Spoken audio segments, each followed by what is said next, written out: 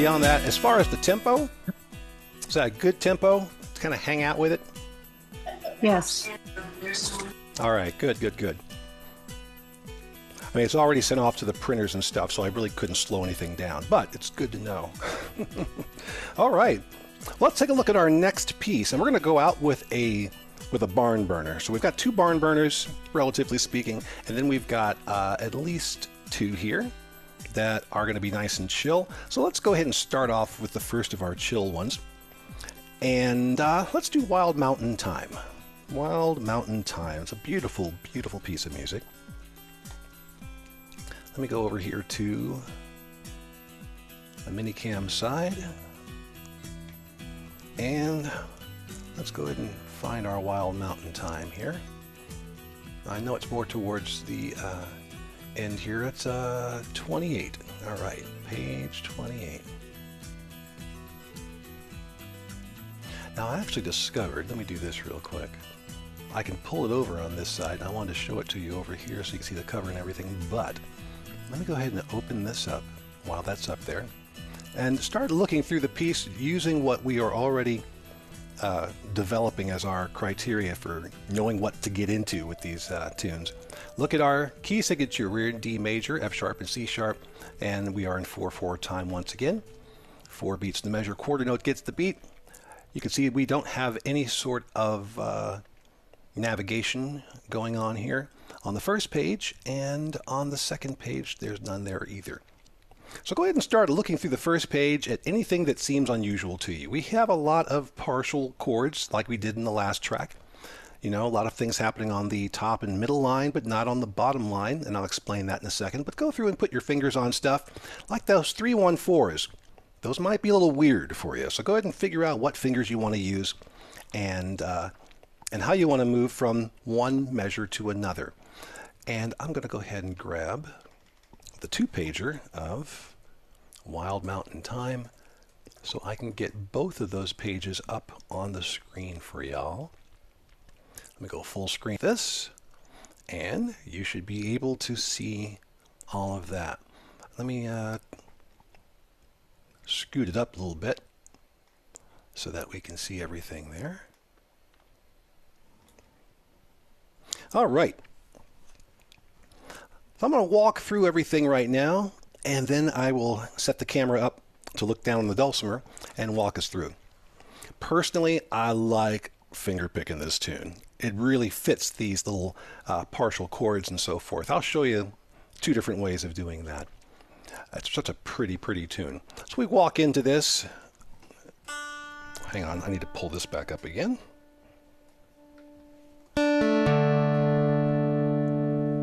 All right, so we start off partial N. And the reason we're, again, doing the partial chords is because the melody at this point has moved to the middle string. And the secret of chord melody style is make sure that your melody is the highest pitched note in the chord, because our ears tend to lend or lean towards the higher pitched. We feel lower notes, we hear the higher notes. And so if we play anything higher than the melody, we'll effectively bury it with a drone string, and we don't want to do that. We want that melody to pop out, and so it's very important not to drone all the way through some of those chords as we come in.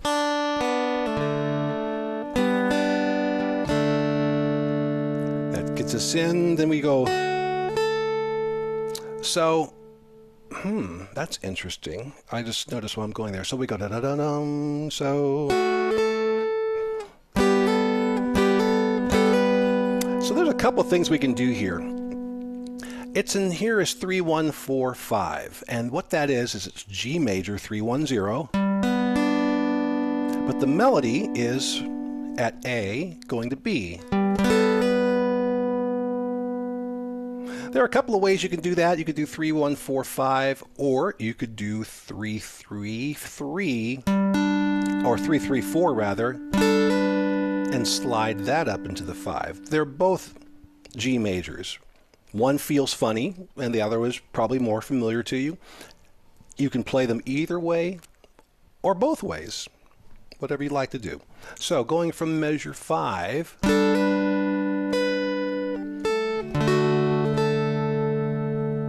okay, take our pickup notes.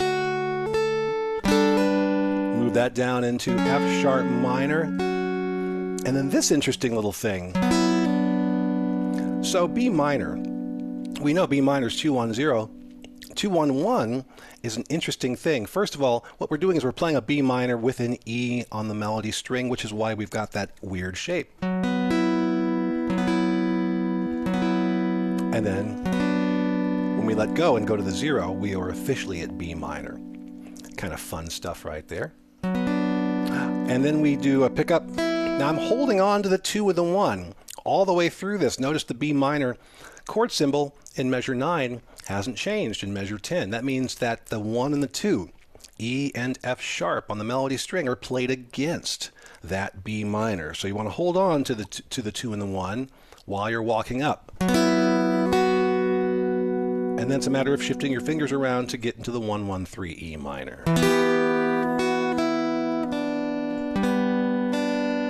When I show you what my fingers are doing on this, it'll give you a big clue on how to move. One of the reasons I love playing this song, besides the fact that it's gorgeous, is it feels good to play. The fingers, I love playing it. It's like a little theme park ride or something. Measure 12, measure 13,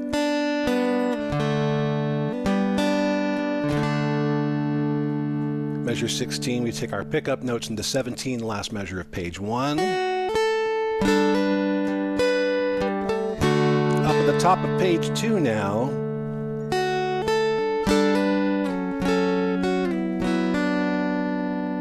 And then walking up into the E minor. G. And then we wrap with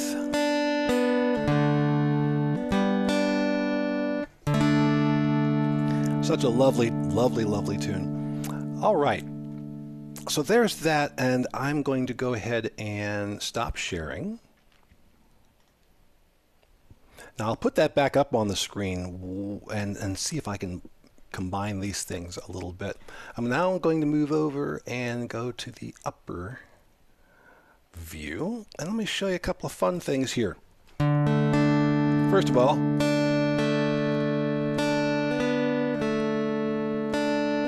notice I'm using my ring finger, because I'm going to come right back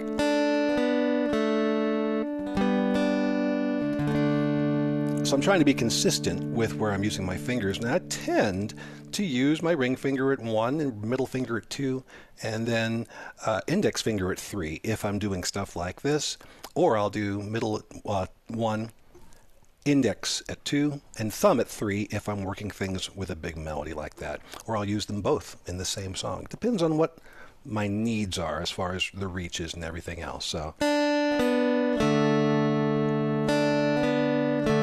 notice I'm always strumming from the middle here.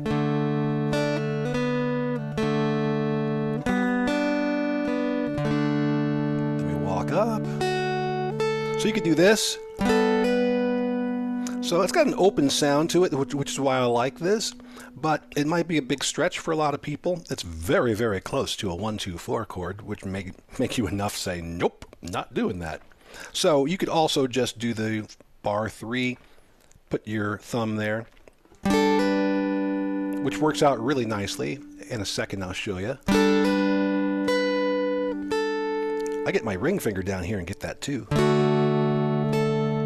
Now watch this, up to this, then just slide the whole L shape down to your F sharp minor, 2-2-4. And then there's a 2 right there at the bar, which is why I bar all of my L shapes, because a lot of the time the melody runs right to the bar, and instead of you having to throw a finger down there quick, you've already got it when you bar your L shapes. Let's see, so and then we get into this. Now this. So I tend to play my 2-1-0s like that, but to get the 1, I'm using my ring finger. And yeah, I'm actually pulling it off of the 1 instead of picking it again. It feels good. It feels right. But it's up to you, however you want to do that. And then we walk into the E minor. And watch this. I love that move. It's like little monorail tracks all over your dulcimer.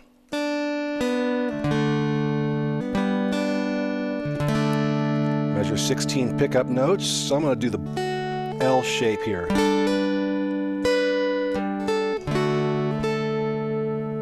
Top of page 2, hitting again. Down into our F sharp minor. Grab our 2 and then walk it up to E minor.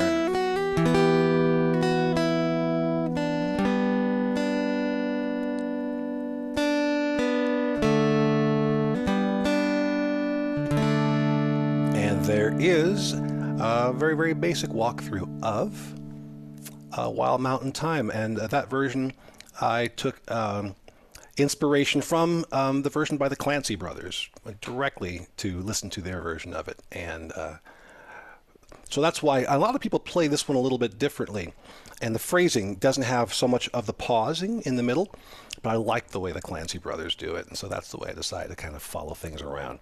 All right, let's take a look at the book again and see what the stuff you should know, stuff you need to know thing says.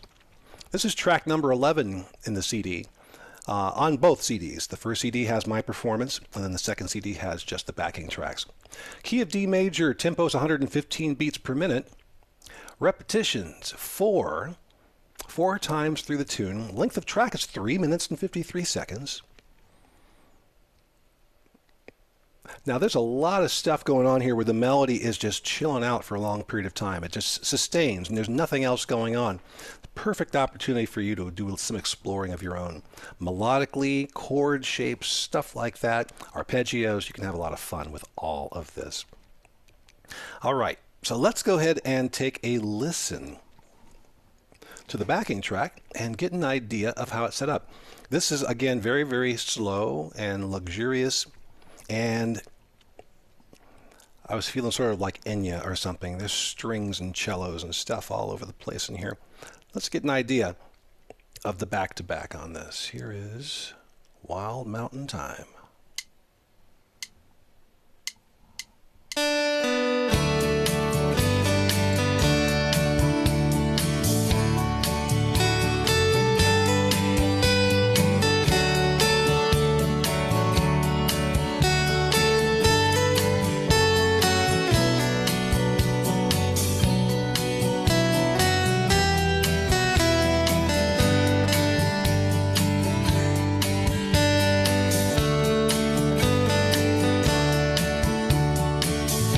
B part.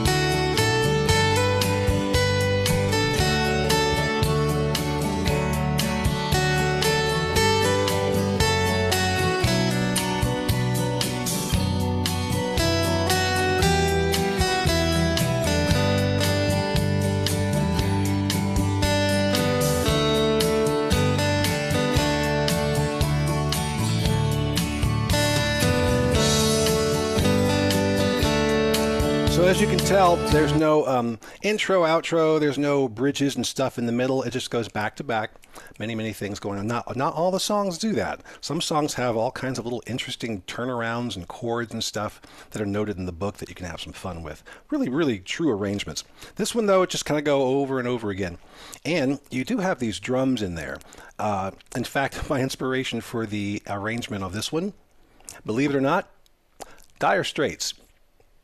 Yep, Dire Straits. So you'll hear a little bit of that sort of Mark Knopfler style stuff towards the end when you hear the full track. But let's see, I was going to say something about that. Oh, so it's kind of chill. And at one point, you'll hear the separation between the A part and the B part, because the B part, the drums will kick in a little harder. It's been kind of chill, side stick stuff, and then the B part, the drums will come in kind of raging, and so they'll let you know when you're halfway through the piece, and then they'll chill out again. And so I like to put these little indicators in there so that you have a good idea of where you're at in the tune, just in case you lose your place or something like that, that there'll be some indicators there waiting for you in the piece itself. So without any further ado, let me go ahead and call up the Disc 2 version of Wild Mountain Thyme. Turn down my volume. Oh, and before I do that, let me show you something real quick.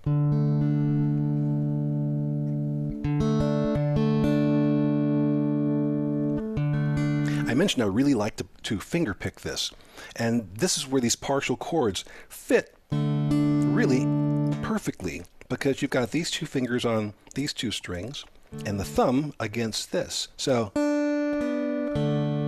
it's really easy to get those partial chords and play them against the melody string the way they're written. It just really, really feels good in the hand.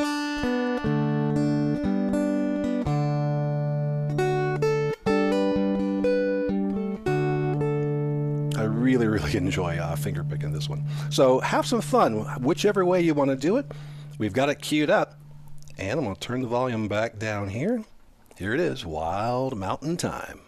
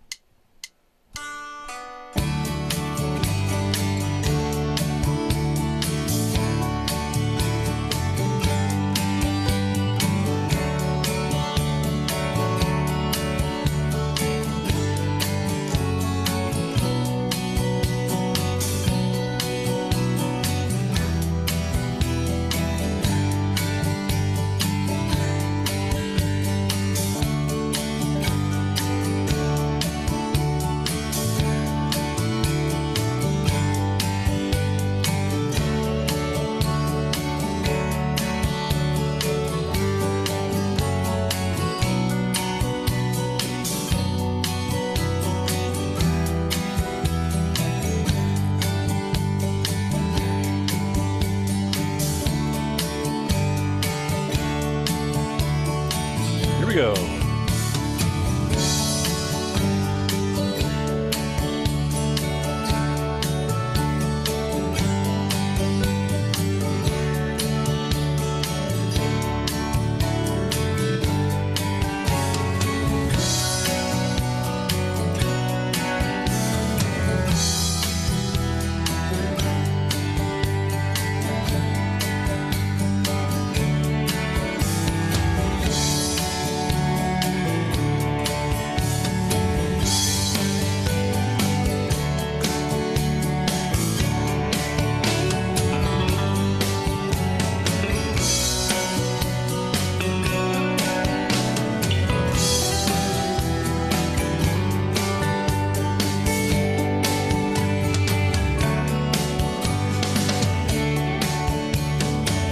Two more times.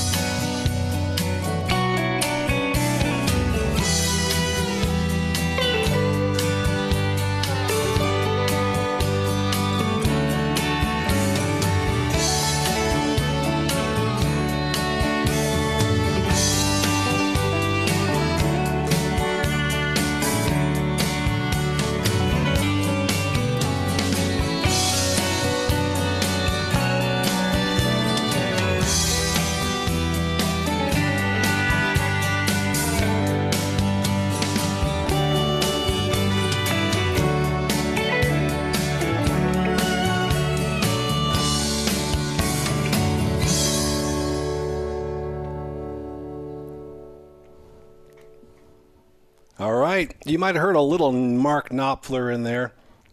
Not Mark Knopfler influence. Do do do do do do do do with a